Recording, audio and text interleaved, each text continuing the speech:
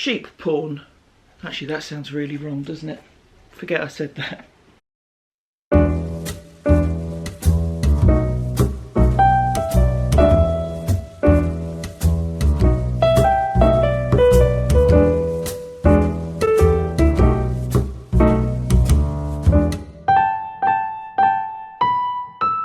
Hello my lovelies, and welcome to the December 2019 episode of the Not Quite Enough Yarn podcast. My name is Leslie, and this is a podcast about knitting, weaving, crochet, anything yarn related from the south coast of England. Thank you for being here, you're very welcome. Thank you to those who've watched, liked and subscribed and made messages and comments and things in the past. Welcome to you, and if you're new, welcome. Hope you enjoy the show. Welcome to the show. It's called the Not Quite Enough Yarn podcast because I have a lot of yarn, but I rarely have enough for everything to be in the same yarn. So I'll make a sweater, it'll have stripes, it'll have fades, it'll have blocks, because I buy yarn because I like it rather than because I have a plan for it. This is the reason why for the last 2 years now I have been pretty much on a no buying kick.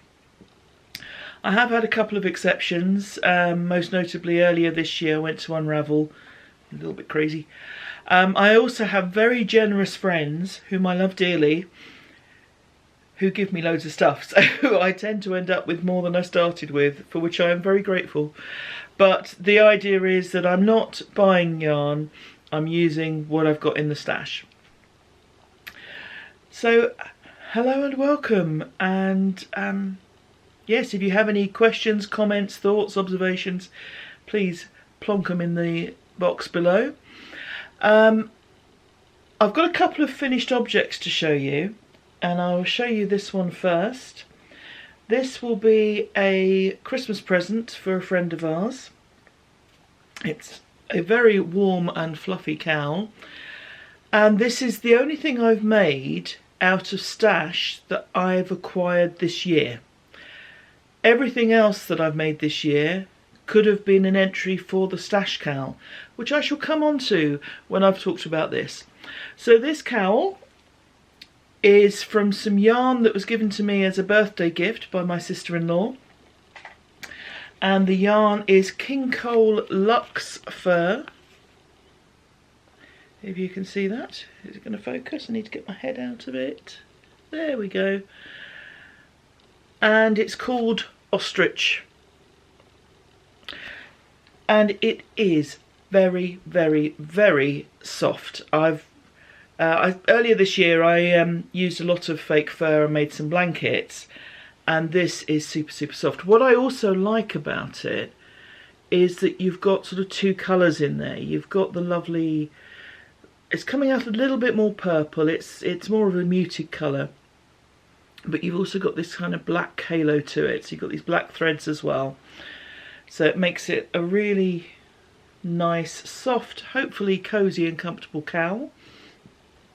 I used just under 2 balls of it. I probably have about a third of a ball left, but I didn't use it all up because it would have made it just that bit too big, I think. It needs to fit nicely. So, so this is a handmade Christmas gift. That doesn't happen often, I have to say. So that's the first project I have for today, and like I say, that is the only thing I've made this year that wouldn't be acceptable for entry into the stash cowl, which is a craft along that I've hosted with the wonderful Barbara from the Flame and Fibre podcast, and there'll be details in the box below with links to her website, her YouTube channel. It was all her suggestion about this time last year, and we've been running a make along all year, so this can be crochet, knitting, spinning, whatever you wish to do. But the idea was that you use up stuff that was in your stash. She's also having a no-buy year, and she's done incredibly well. I mean, Barbara went to Rhinebeck and didn't buy yarn. She is a better woman than I, is all I can say. But yeah, it's been a great thing. We both have groups on our Ravelry. Let me start that again. We both have threads on our Ravelry groups. We both have a finished object thread, which is a no chatter. Just post a picture of your finished object, a little bit of information about it if you'd like, but it's in a no chatter.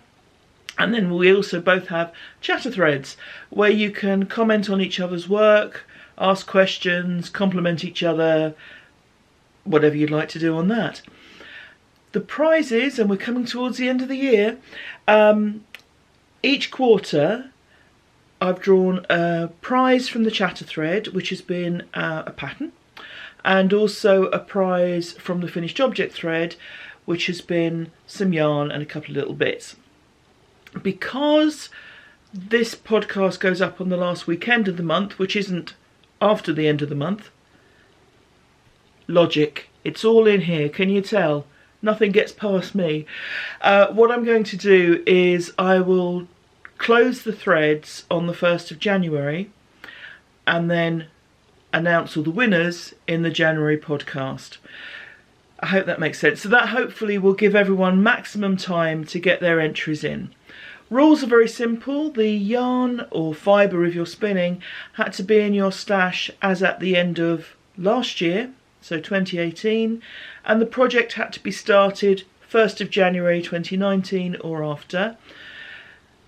You were welcome to buy a bit of yarn if you needed it to finish something off, as long as it didn't make up more than 50% of the total project. I think that's it for the rules. So still time to enter. If you're finishing stuff off, do finish stuff off. If you've got something that's not finished, put it in the chatter thread, because there'll be a chance to win a pattern in there as well. And I would just like to say a big thank you firstly to Barbara for coming up with the idea, and also to her for co-hosting it. It's been a fun thing to do. And a massive thank you to all of you who've taken part, and whether you've made one little thing, lots of little things, one big thing, lots of big things. Just so delighted to see all these projects. You've produced some beautiful work this year. Thank you for sharing it. I've found it incredibly inspiring. I think I mentioned in previous months, my queue is now enormous because of all these patterns that I keep seeing as part of the make-along. So massive thank you to everyone who's been part of it. If you haven't been taking part, no biggie. It's not, it's not compulsory.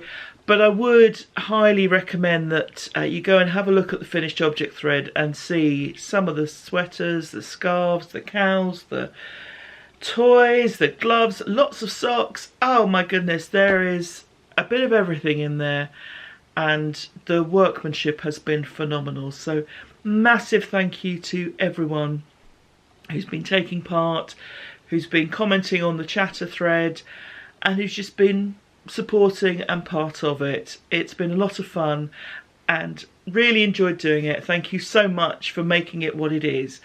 Barbara had the idea, we between us provided the platform for it, but you're the people who made it work, so thank you so much. Marvellous. Like I say, no prizes for that this month, but I will be closing the threads at the end of the year, so I'll actually do it on the 1st of January, because then that should cover all time zones, and then we're all good to give those prizes away at the beginning of the year. So again, massive thank you. Have another finished object, and this is a woven item. Long story short, because if you've watched the podcast before you'll know about this, but sadly last year a friend of mine died, and her husband very kindly gave me her yarn stash, which kind of addled my brain for a little while, because someone's stash is very personal, and I felt a bit weird around it. I'm honoured to have been offered it and delighted to have it, but I did feel a bit weird about it.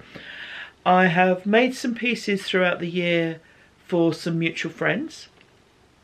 Don't worry guys, you're safe. I'm not going to make you anything else. You're okay now. And oh, excuse me. I also wanted to make some things for my friend's family, her husband and her 2 children. So I think you've seen the other 2 scarves I've made. One was woven in grey, one was a crochet pattern which I put up last month, and this is the last of the scarves. So again, woven. I wasn't going to knit. Karen, my friend, was an incredibly precise and very neat knitter, and I just thought there's no way I'm going to even try to match that. So I thought I would go at it using her yarn, but something that she wouldn't have necessarily done. So I have made the last of the items, and it's this scarf. What I've done is used the main colour, which is this sort of browny colour, is Sirdar Silky Look double knitting.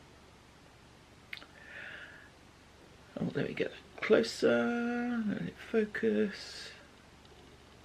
Oh, it's not going to focus, is it? Trust me. I'm not going to lie about this. It is Silky Look double knitting by Sirdar. With that, I put some oddments of double knitting weight because, of course, this was someone's stash. So there were lots of complete balls of yarn, but also some ends, bits that were left over from projects. And I know that she'd done a couple of crochet blankets, a couple of Attic 24 blankets. So there were some bits left over. So I decided to just put some stripes in, just to give it a bit of colour. This was where I started, and then I wasn't going to try and make it symmetrical, so I just did a few sort of random stripes at the end. Kept the colour sequence the same, but that was as far as it went. Now, it's nice to have projects from which we learn, even if what we learn makes us think, damn, I should have realised that before. And I am talking about, you can see the top stripe there, which is a purple colour. Now, when you look down at the fringe, you'll see that purple is also here, and it was warped. But when you look at the scarf, it is barely visible, and this isn't the camera hiding it. It is barely visible. And it really made me learn a lot about colour. And it's stuff that I really should have just kind of twigged. I've heard in the past that if you're planning a colour work item, like stranded colour work item, and you're not sure if you have enough contrast between the colours that you have in mind, take a photograph of the 2 yarns and then put that photograph into black and white, and it will show the depth and the brightness of the colour. Now, I can only assume, I haven't tried it, but I can only assume that if I were to photograph this purple and the brown in black and white, they would be identical, because that is just not showing up at all. Shows up as weft, but not as warp. So, interesting bit of colour practice for me there. But I'm very happy with how this has turned out. It's not perfect. I don't make perfect things. I'm not a machine. So, not perfect, but I'm very happy with how it turned out. I chose that particular yarn. It's not realistically the best choice for weaving. Weaving requires a lot of tension, and so a wool based yarn is very good for that, because it then has a bit of elasticity. This is 93% acrylic and 7% nylon. And also I can show you from the fringe the way the yarn is spun. Let's see if I can show you that. Is it going to focus? I'll try and take a photograph of it to show you. There isn't a lot of, I really shouldn't do that hand motion. There isn't a lot of elasticity in there. So it doesn't hold tension in the same way. It doesn't bounce back in the same way. But it does have a nice drape, and it does have a nice feel. So I am hopeful, and I don't know if her husband or her son will want this scarf, but I'm hopeful that whoever has it enjoys it, and it feels nice for them. And I don't need this to have a reminder of my friend, but I just wanted to give a little something back. So that's the scarf. We are done. The cowl is done, so my gift makes are done. I'm going to send this to them, but not as a Christmas gift. I'm just going to put them all in a parcel, do a little letter. I will put a Christmas card in, but you know.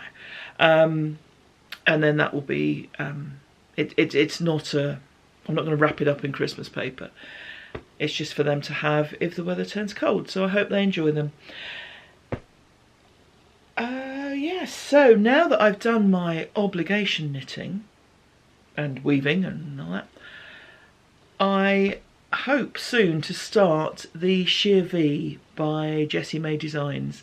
I need to ball up some yarn, cake up some yarn, so that'll probably be at the weekend when I do that, but that's the next project. I was so excited about that one coming out, that pattern coming out. I really love it, and I have in my head how it's going to be. Of course I don't have enough yarn for the mohair, because it's one of these patterns where mohair and fingering weight yarn are held together, and I don't have enough yarn, not quite enough for the mohair, but I have plans.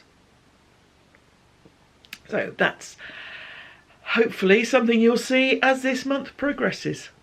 I think that's it for this section. Cheers. Hello lovely people. Not sure how well you'll see this, probably depend on how big your screen is, but I've got a new light. Oh, I hate pointing backwards. And it says on it, not quite enough yarn. A bit of frivolous. One shouldn't buy oneself gifts at this time of year, but why not? So I have finished, and appropriately to finish off my year of the shawl, I've finished my shawl. It finished blocking yesterday, and a little foible about myself. I live in a fairly chaotic state. We are quite untidy people, and we've kind of learnt to live with that. But if these blocks, if these mats weren't put away in a neat colour sequence, that would cause me a lot of unhappiness. We have our foibles. Here we go. Yep, so this baby finished yesterday. Now this is the Roulotte shawl by Shanel Woo. They're also known as Pimpernel. And as you can see, it's quite a whopper. I think last time you saw it, I was about kind of here. I've just started this last big section. So here it be. So let me put it on and I'll tell you about it. And hopefully I've done that in such a way that I can point at the yarns. Right, now the first one, which is this one here, is Yarn Love Elizabeth Bennett in the Garden View colourway. Now I had 178 metres, which was one skein of this, and according to the pattern, that would have been enough for this section. I found I ran out, so I just added a few rows here. I mean, it was a close match. You can barely see the difference. It's just that you then don't have the variegation. And I added in some Walk Collection Luxe fingering. Just used about 4 grams of that. It really was just a bit to finish that section. Now this Yarn Love feels beautiful. I realise this looks very strange. Hello! 65% merino, 20% rayon from bamboo, 15% silk, and it just is a dream. So that feels lovely. I wish I'd bought more of it. The pink, the sort of bright pink, it's looking quite red on here, but it's a kind of strong pink, is some hand dyed that himself got me during one of his trips. So it's called Buchanan, but that's all I know. Some hand dyed, and yeah, I used just over 300 meters of that. The orangey colour is Indigo Moon Island Time fingering, and I used about 200 meters of that. All of this is on my project page on Ravelry, so if you are interested and wanted to check yarn quantities that I found, then go ahead. And the big stripe in the middle, the big lacy stripe, is Amitola, which is Louisa Harding, I think, in the Wishes colourway. So that's 20% silk, 80% wool, and I used about 185 metres of that. So those are the yarns. As you can see, it has a significant wingspan. If you're going to have one, have a big one. I have made mistakes in it, of course, and like all mistakes, I've realised them quite a few rows in, so I then have the decision, do I go back and start again, or do I carry on? It's not often I go back, I have to say.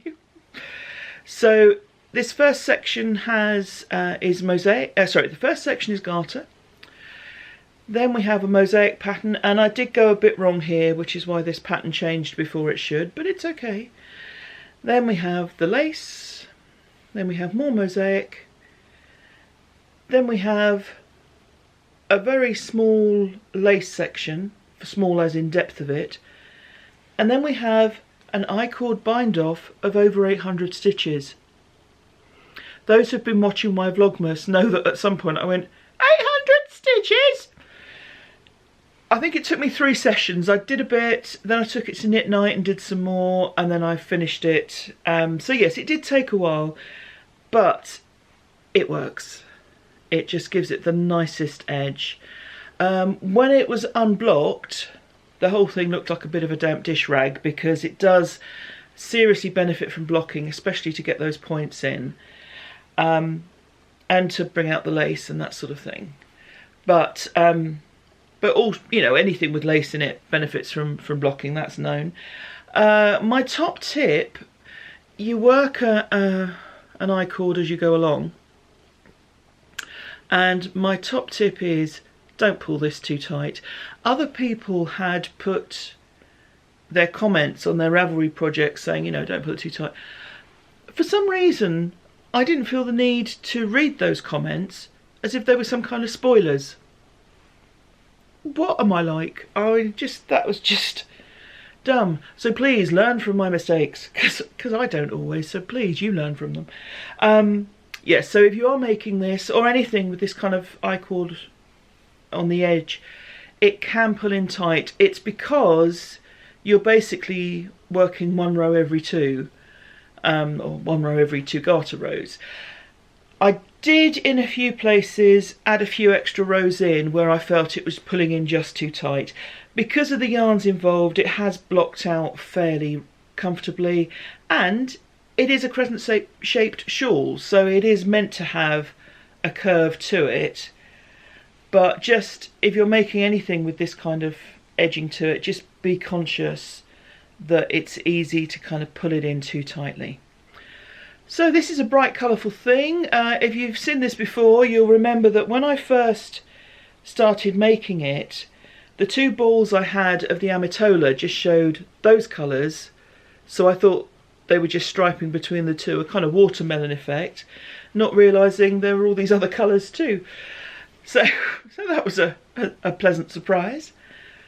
But yes, it drapes really nicely. I think because there's a lot of merino in here, so it is quite soft. And I'm sure I will get a lot of use out of it because it's wide but not too deep, so I won't be forever sitting on it. I do like a shawl that I can wear like this, particularly when I'm working at home.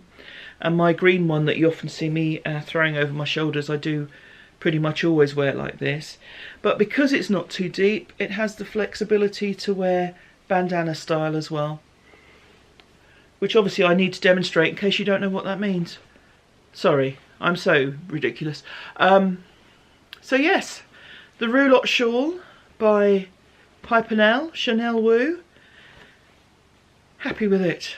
Can't believe how many shawls I've made this year. I know that was my intention, but the best laid plans and all that. So really happy. Next year, probably not making many shawls. I think it's going to be more of a sweaty year next year. I've already got a few teed up, and I will go through my whips for starting the year as we get towards the end of this podcast. But very happy. I like doing mosaic patterns, and there seem to be a lot of mosaic patterns coming out at the moment. I think it's kind of the latest thing, but they are fun to do. So all good. Cheers. Hello lovelies. It's the day after Christmas. Himself's gone out, he's gone to watch a football match. Bit of peace and quiet, just me and the dog and the rain, which is why we're indoors. Hope everyone had a good time over the holiday period, whatever you celebrate. I'm going to show you just quickly some of the craft things that I got as gifts. Not to show off, hopefully, but in the hope that you're interested. Just to briefly explain, because otherwise you're going to think, gosh, they're very specific gifts. The way it works in our family is we tend to do a list of things that we would be grateful for, and then folks choose from that list. So it's unusual for us to get complete surprises, but it does mean it's unusual for us to get things that we really think are hideous. So it kind of works. So I have got a lot of books this year. I also have, where's it gone? A little bit of yarn from a friend of mine. Now she has a friend with an alpaca farm, and I think this is from there. I will wrap it up again, but we have a lovely skein of alpaca yarn. I have some of this in the stash already, and it is lovely stuff. The big green shawl that I make, that I wear, has some of this in it, and it is a lovely soft alpaca, as you can see, an undyed yarn. So that is a thing of beauty and gorgeousness. So thank you very much to Lynn for that. Lovely. Mostly it's been books. Let me just go through them very quickly. So, Japanese wonder crochet. None of these books are about knitting, other crafts, but not knitting this year. So Japanese wonder crochet has a lot of textured stitches in it. I came across it online and thought it looked very interesting. I actually quite like that pattern on the front. So that's one. Also on the crochet theme, interlocking crochet. So again, different types of stitches. This is sometimes called double filet, so you make a mesh and then you put patterns into it. So be interesting to try some of that out. How to spin. This will be a theme, as you will see. The whole craft of spinning. One that's a resource that an awful lot of people use, which is the Fleece and Fibre source book. Huge amount of information in here, quite mind-boggling. All the different types of animal that you can get fleece from, and information about it, and inventive weaving on a little loom. So lots of lovely ideas there for a rigid heddle loom, because I tend to do plain weave, and I like plain weave, and I like the sort of repetitive nature of it. I find it very relaxing to do, but it's nice to have different ideas as well, and to come up with different textures. So that's that. The other sort of craft, yarn craft related thing I got is some blocking pins, so very grateful for those as well.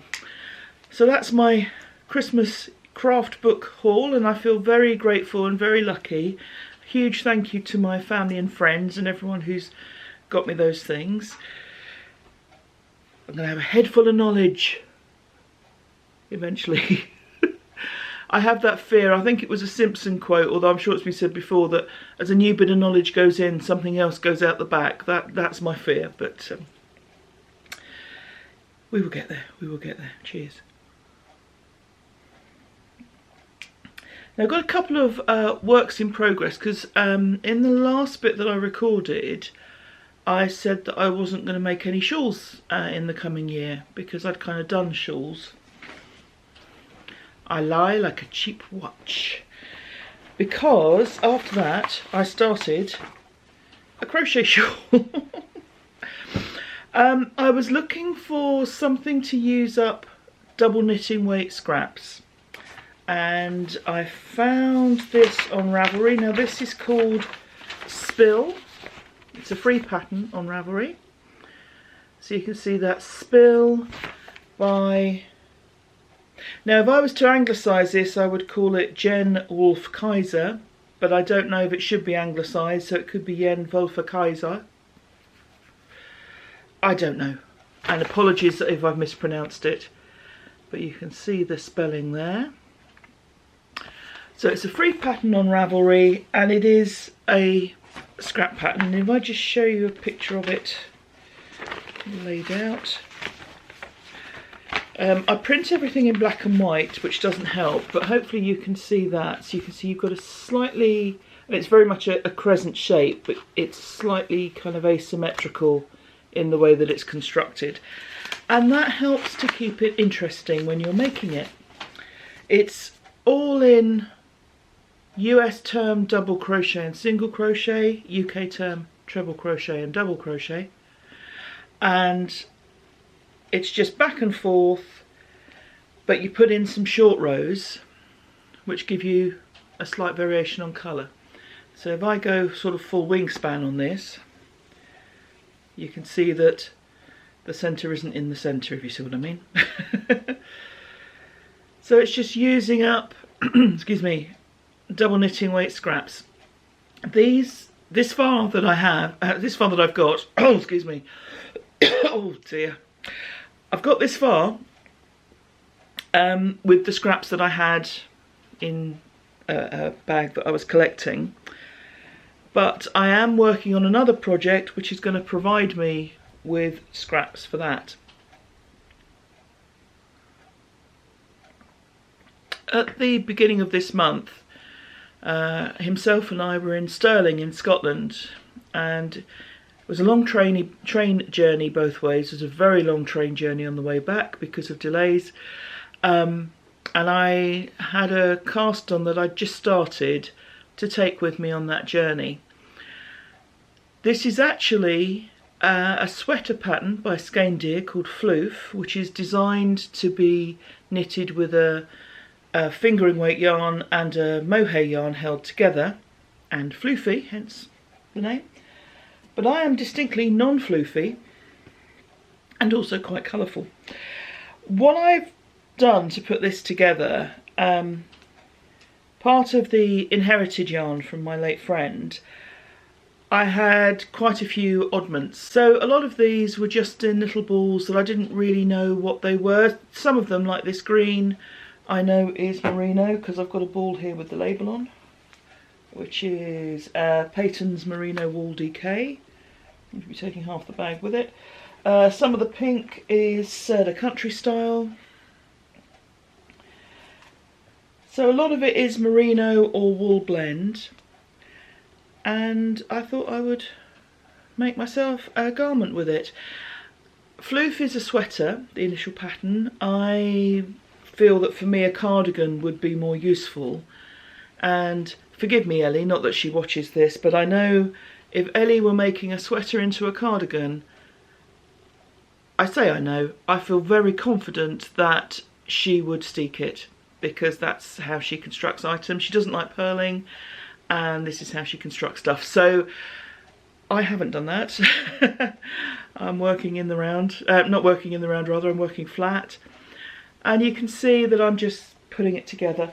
I've got some cream yarn, which I'm trying to find. Can't find the ball band.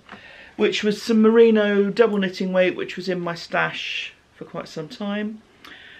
So I just put these stripes in.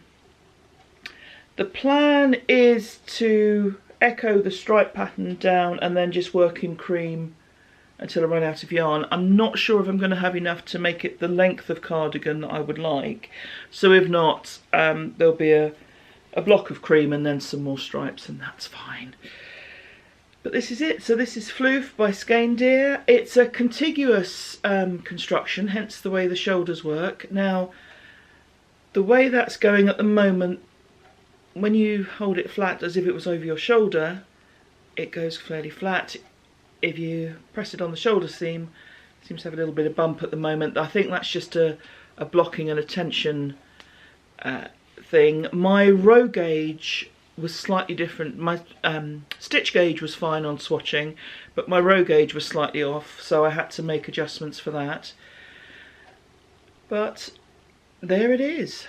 So just a bright stripy sweater made with my friend's yarn. I'm going to call it a hug from a friend because it's lovely soft yarn and it will feel like a hug. So that's that. And the scraps from this will then go into that shawl.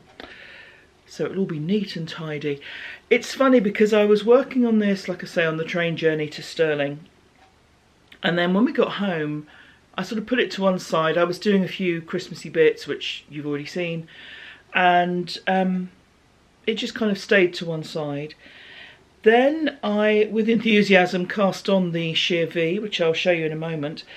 And it occurred to me that at some point I'm going to need my short, maybe not that short, but my short cable lengths.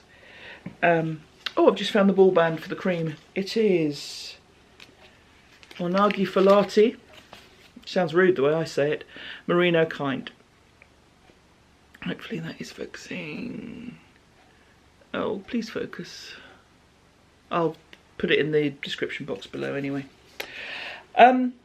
Yes, I realised I was going to need my short cables to work the sleeves because they'll be in the round. And so I thought, well, I better finish the sleeves on this to free up those cables. Also, himself had a hospital appointment which required me waiting for him for a couple of hours, so that was a good bit of knitting time. And I've kind of got the enthusiasm back for this. So the sheer V, which I was ridiculously excited about, I've started, and I'll show you it in a sec. But actually, I'm finishing this first, or at the moment I am. I'm not putting restrictions on myself for what I'm knitting at the moment. I'm just knitting whatever I want to knit, what I've got enthusiasm for, and we'll see how we go. If I end up with lots of kind of 3/4 finished projects, then I will put a bit of discipline around what I'm doing. But for the moment, I'm just going to go with whatever I fancy working with. So it's this currently. Like I say, it will produce scraps which will then go onto that shawl. I don't think I'll get it finished with the scraps from this, but it's one of those ongoing projects you just add to as you get the yarn. So that is my non-floofy Floof by Skeindeer. And sheer V, where is the sheer V pattern? I'll put a picture up here because it is a thing of beauty and wonder. It's by Jessie May Designs. And I am making it with a very pretty yarn, I think. This is... I'm going to put the name in here because I can't remember it. Oh, how embarrassing. Little 50. I'll put the name in. Yes, so this is, I think, a beautifully pretty yarn. I have used a paler version of this. Old viewers of the podcast, or rather viewers of old episodes of the podcast, will remember a garment that I did, an asymmetrical cardigan with a mohair along with lots of strands of a fine sort of cobweb weight silk. That was a pastel version of this. I'm holding this together with black. Ignore the blue at the bottom because that's just from the cast on. Now there won't be enough of this to do the whole thing on brand, but I have got some, I think it's Debbie Bliss Angel, no it's not quite. Oh, that's Rowan Kid Silk Haze, and I think this is Debbie Bliss Angel. So I have got some other yarns, and of course I've thrown it on the floor. Yeah! So I've got some of these to go with this. So it will be a bit of bright, but quite subtle as well. I'm really pleased. It's early days, but I'm very pleased with how these colours are playing together. It's kind of subtle, but not too subtle, which suits me. So those are two finished works in progress I have at the moment. I am about to go and put together my whip board. And you'll see that in the next bit I record. And hopefully my voice won't be so by then. While I'm putting that together, oh gosh, this voice is not working. I'm going to put up here a retrospective of 2019 in terms of my craft. At the end of last year, someone asked me how much yarn I'd used up given that I am trying to reduce the overall size of my stash. I had put an overall meterage, but I thought I'd just do a little reminder for myself as much as anyone else of everything I've made, so I hope it's interesting. The way I record what I've used is when it's a finished object, and I do it by meterage rather than by grams. So that's just, you've got to have a method, and that's the one I've chosen. So I hope you enjoy this.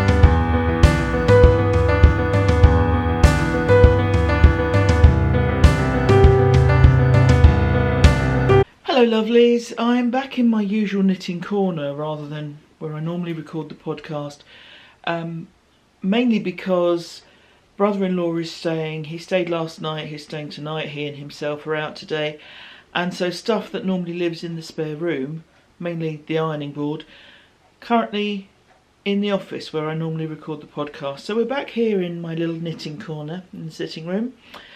And it's that strange time of year. As I record this, it's the 28th of December. We're in that strange period between Christmas and New Year where no one knows what day it is. It's all a bit odd. Chocolate and leftovers seem to have become major food groups. And no one knows quite what they're supposed to be doing, if they're meant to be kind of in work mode or in relax mode or... I mean, if you work in retail, I'm guessing it's pretty clear you're in work mode. I thank you for being there. Forgive me if I don't join you at the moment. Too many people. It is a time to think about plans for the next year. One of the things I plan to do is more spinning, and apologies there hasn't been any spinning in this month's podcast, having put my wheel together last month. Viewers of Vlogmas will know that I managed to hurt my leg. I've pulled a muscle in my calf, I think. So I've been reluctant to overexert it, and as my wheel requires the use of 2 feet, I've just started to do a very little bit, so I'll include some of that next month.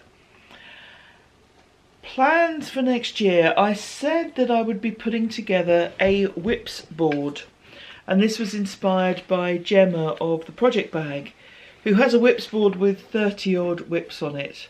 And she uses hers as like a, she describes it as a menu when she can think, oh, what shall I work on today? What have I got here?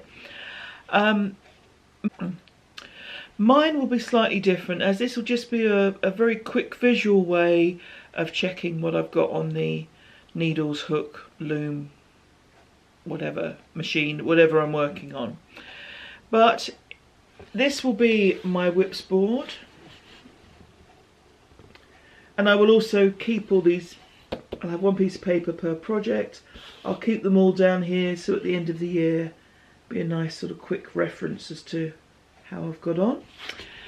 So just to very briefly run through these projects as a little teaser of what's coming up in the next few months. Ooh. Yeah. So there will be the Ursa sweater, which I have admired for a while. I have some chunky yarn, it's some James C. Brett marble chunky, which I will be using on that. We have the Sheer V sweater, which we've already talked about. Very much enjoying working on that. We have the Hug from a Friend, the Floof pattern, which since I last recorded, I've done some more on. Oh, and I'm halfway through a row and about to drop stitches by the looks of things. Oh no, not dropping stitches, just halfway through a row. So, we can see where I is at. Now, to keep very much on brand, I've realised I'm not going to have enough of this cream to be able to get to the bottom of the stripe sequence and then just work down, unless I want a very cropped cardigan, which in this particular case I don't. So I have some other yarns from Karen's stash that I will be adding to this, and another cream yarn which I'll also be incorporating and hoping I get away with. The Spill shawl we've also talked about, using up the scraps of double knitting weight yarn. I also have on here Red Scarf. Now this is a silly little project that I started back in the summer. It was a travel knitting project for one of our drumming trips when we were on the coach. And as you can see, it's got in a right old tangle. So just a very simple fine weight red scarf in moss stitch or seed stitch. The yarn is, I will have to put the details on screen because I don't have the label here. I know it's 100% cotton, and himself got it for me in the States some time ago. So I'll put that on screen. And that is just to pick up and put down when I need something very portable, as it fits in this very little bag. And it would fit in even better if I hadn't let the yarn get in a right old pickle. I'll sort that out at some point. She lied. So that's the red scarf. Now the next two are my own designs. So we've got the diamond shell and we've got the trellis tank. These are both crochet patterns, and I'll put pictures up here. So diamond shell, trellis tank, and I am revisiting these to increase the size range on them. When I designed them for magazines, and I was working within their specification, but I need to do a lot of work on these patterns. I need to increase the size range, and also in terms of how they're presented on Ravelry, I need to put more detail, put a schematic on the initial page, just make it easier for people to see what they're looking at. There'll be free patterns. They're free patterns now for the sizes that fit. They will continue to be free patterns. But I want to practice what I preach in terms of wanting a more size inclusive set of patterns. So those two are my own designs that I will work on this year. I have others as well, but these are the ones that have had the most people make them, have the highest number of favourites, that kind of thing. So I've been working on my designs. I probably won't look to automatically do all of them, because if no one's made any of them, I could just retire them. If people aren't interested, that's fine. You know, we can say thank you very much and good night to them. But these two projects have been made from them and they have been favourited. So I'll be working on those, making one my size and putting it out there as a broader size range. So that's what I'm working on. Now, talking of insufficient size range, the last pattern the last project rather on my whips board is something that I've already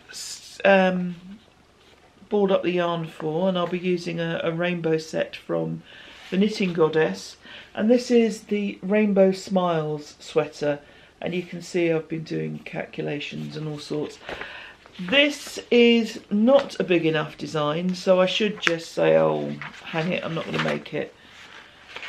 But I really like it. It goes up to a... oh, come on, where are the sizes? Oh, it's in centimetres. 134 centimetres. I'll put on here what that is in inches. Not big enough for me, but better than some. So I will look to adapt it for my own fit. I will potentially offer my calculations to the designer in case they would look to increase the size range. But that's it. Those are my projects and potential projects for the first part of the year. Now, as we all know, I say I'm not going to do things, then I do them. I say I'm going to do things, then I'm not. One project that I have frogged is the... what was it called? Can't remember the name. I'll put it on here. My memory is not good today. This having chocolate as a main food group is obviously not working for me. Beautiful pattern, cables, stripes, absolutely beautiful design, really liked it. Just wasn't feeling the love to knit it, and that is no reflection at all on the pattern. It didn't go up to my size. I was doing a bit of fudging, and whether that was putting me off, sometimes I lose momentum on a project if I'm not entirely convinced if it's going to fit afterwards, not unreasonably. And I'd kind of started it before I realised that it wasn't going to fit, and was kind of reworking it out as I went along, which is not a smart way to work for me. For some people that works fine, that's great. This did not work for me. So I decided to frog that. I will be reusing the yarn. I've got in my head the potential of a Bristol Ivy pattern, but at the moment it's all just back in the stash, and I'll come back to it when I'm ready to use it. I think we're nearly there. 2019 has been a very interesting year in the knitting community, not always an easy one. I'm not going to go into a lot of detail here, something I discussed at the time when a lot of the information was coming to light. So go back to the earlier part of the year if you want to know how I feel about stuff. My hope for 2020 is that we continue all the good stuff that's happened. Because on a personal and probably selfish note, I am extremely grateful to those who've spent their time sharing their stories, putting their experiences out there to let ignorant folk like me know what's been going on. I'm still largely ignorant, but just less so than I was before, and I am just so grateful to everyone who has needed courage to do that and to put themselves out there, and I am very grateful to them. As part of that, I've also come across designers and dyers and podcasters that I'd never known before, and I'm delighted to have known now, or to know now and to be aware of now. I spent half my life catching up on podcasts, but that's because I just am so delighted to spend time with those folks. So a big thank you to everyone who has campaigned, raised awareness. I'm very grateful. We're coming towards the end of 2019, so in terms of 2020, I hope it's a better year for you. Even if you had an absolutely stonkingly brilliant year, I hope this one's better for you, even better. It would be lovely to think that all of the problems that came to light in 2019 will be erased in 2020.